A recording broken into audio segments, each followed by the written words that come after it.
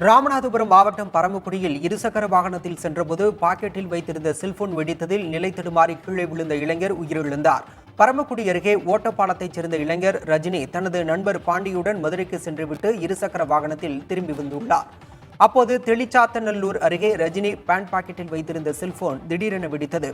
இதனால் அதிர்ச்சி அடைந்த ரஜினி இருசக்கர வாகனத்திலிருந்து நிலை தடுமாறி கீழே விழுந்ததில் நிகழ்விடத்திலேயே உயிரிழந்தார். உடன் வந்த நண்பர் பாண்டி லேசான காயங்களுடன் மீட்கப்பட்டு பரமக்குடி அரசு மருத்துவமனையில் சிகிச்சைக்காக அனுமதிக்கப்பட்டுள்ளார்.